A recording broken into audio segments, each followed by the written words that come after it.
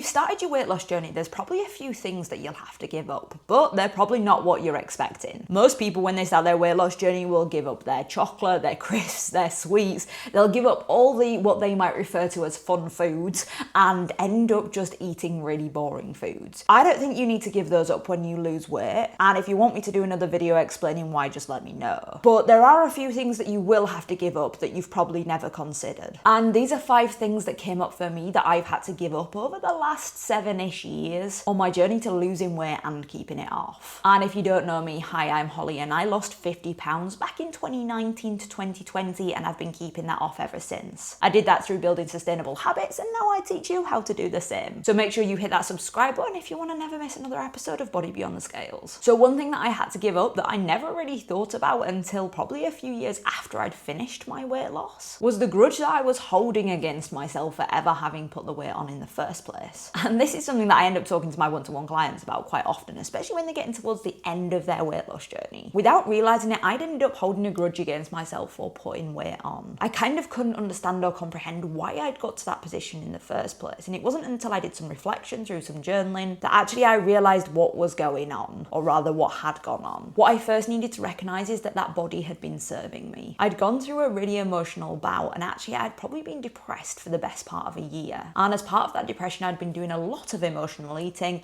and therefore that meant I was eating more calories than I was expending, and I put on weight. At my heaviest, I was around 83 kilograms, and that would have been an increase probably of about a stone and a half from where I'd been pre-starting uni and pre-depression. But what allowed me to give myself forgiveness was just realizing that that body had been serving me. I had been using the tools that I had of emotional eating, and that's how I actually ended up leaving that period of my life and still being here today. And I think that's really important to recognize, is that I got to that position because of the tools that I had, and that was okay. I did what I needed to do. But it's also okay if you don't feel like that version of you is who you want to be. It's okay if you want to move forwards and move through that, exactly like what I did. So a few journaling prompts that you can use if you do feel yourself holding on to a little bit of a grudge is, first off, where is the resentment coming from? The second is, if your friend told you the story of your life, how would you show them compassion? And the final thing is a little bit of a growth thing, but just thinking about what have you learned on your weight loss journey so far that you might have needed to know when you were at your heaviest. Tapping into questions like this has always opened up my mind and made me realize that there's a lot more going on than I ever realized, because I realized that I was doing the best that I could, and that was okay. And actually, if I hadn't have got to that point, I wouldn't have been able to get to this point where I am today. And I like who I am today. Now, the next thing that I had to give up was using emotional eating as my only coping mechanism. Does that mean that I no longer emotionally eat? Absolutely not. I definitely still do. But the frequency that it occurs happens significantly less. And that's because I've got other tools in my toolbox to deal with my emotions. Now, when I'm stressed, bored, lonely, all of my common triggers, I have other things that I can do. One thing that I did note a while back was that I just seemed to replace my boredom eating with boredom scrolling. So I've had to really get on top of that, just so that I'm not kind of swapping out one quick dopamine seeking behavior for another quick dopamine seeking behavior. It's definitely still something that I'm working on, but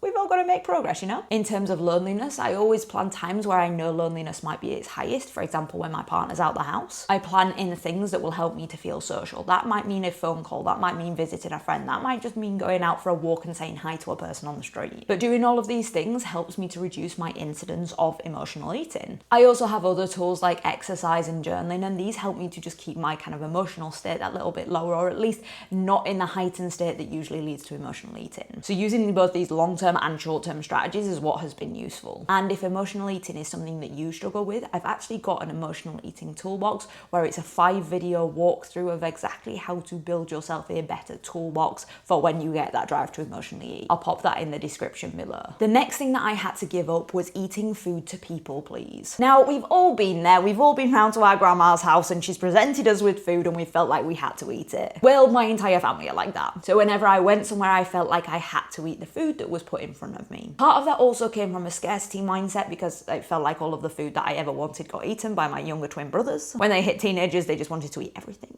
But a big part of that is just that my family are feeders. And grandma always had biscuits on the plate. So even when I go around now, I'll still be presented with biscuits. Do you want to grab the biscuit tin? Do you want to have these baked goods? There'll always be something there. So I had to learn not to just eat because somebody else wanted me to eat. Now this can be quite tricky because you can often get comments or pushback on this. And it never usually comes from a bad place. It usually comes from the other person and their bias towards food. Especially if they're pushing the eating on you, it's more to do with their relationship with food than it is to do with your relationship with food. So having a few handy phrases in your back pocket just to know what to say if you don't actually want to eat is pretty useful. A few that I like to use: I'm full, so no thank you. I'm actually not in the mood for that right now. Or one that I often use at my grandma's: oh no, I won't have that, but can I have? And then I ask for a drink. Because what they want to do is make sure that you are a well looked after guest. But you don't need to have eaten 7 biscuits for that to be the case. And in other situations, I'll sometimes plan my day around that unknown food. So say, for example, I'm going to my grandma's and I know it's a strong possibility I'm going to end up eating some biscuits. I just make sure that I go around snack time so that I can have that as my snack. I might have had some fruit before I go and then job done. So it's just about being strategic and learning from your mistakes and learning from what worked last time and what, well, didn't. As with everything, you don't need to get these perfect first time, but you just need to give them a go, and over time you'll get better. The next thing that I had to give up was acting on every single urge to eat. If I ate every time I thought about eating, I think I would be constantly eating. As someone who experiences a lot of food noise,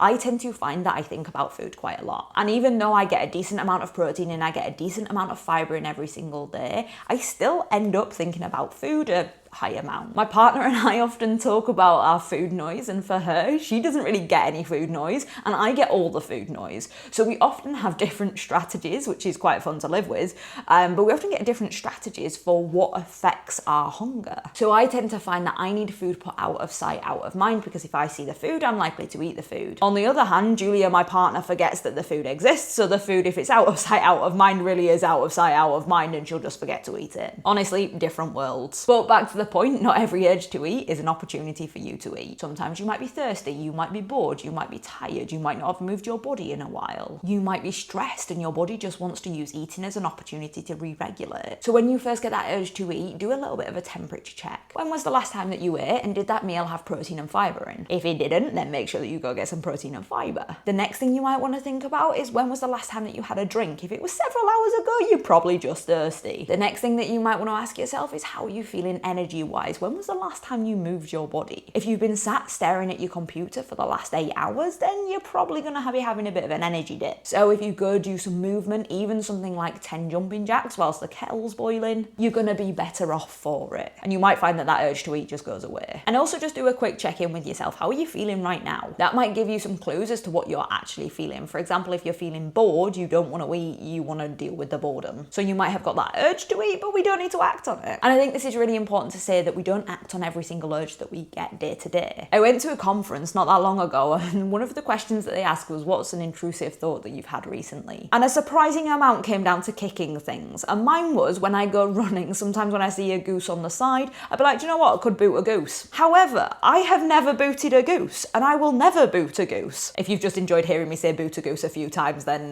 yeah, I hope your ears were blessed. But back to the point, you don't have to act on every single thought that you have. Finally, the last thing that I had to give up, and this was something that I actually had to give up before I started my final weight loss journey, was the idea that I would go back to normal with eating after I'd finished a diet. I think we get this idea in our head, and it definitely comes from diet culture, that if we lose weight and we do it through giving things up, for example, your chocolate, your crisps, your sweets, we have this idea that we can just go back to eating them as an excuse for a meal. But if you actually want to make long-term change, you need to make behavior shifts that can last. So realistically, giving up chocolate, crisps, sweets are not a long-term strategy. So this idea of making a shift, especially a diet culture-based shift where you go to these extremes and then you will just go back to normal, just isn't realistic if you want to make sustainable change. So giving up that idea and adopting a new normal was exactly what I needed to do. And that's really helped me make the change. Because when it comes to making long-term change, you need to shift your identity. You can't be existing in this identity of someone pre-losing weight. That identity is for that person, but if you want to be someone else, or at least a different version of yourself, then you need to build a new identity. And it can be like version 2.0 or version 1.5 if you prefer. But But you need to create a new identity within yourself, one that resonates with the kind of person that you want to be long term. Because the people that I see have the most success when it comes to losing weight and keeping it off have made that identity shift. They become the kind of person who exercises, who doesn't emotionally eat 24/7, who doesn't act on every single urge to eat. They become the kind of person that is healthy and has healthy coping strategies. And most importantly, you need to do that for yourself, and you need to be happy about doing that. Because if you're not, they're not going to be changes that last. So if you found this useful, make sure you hit the link in the description box to check out this video next on why you're overeating.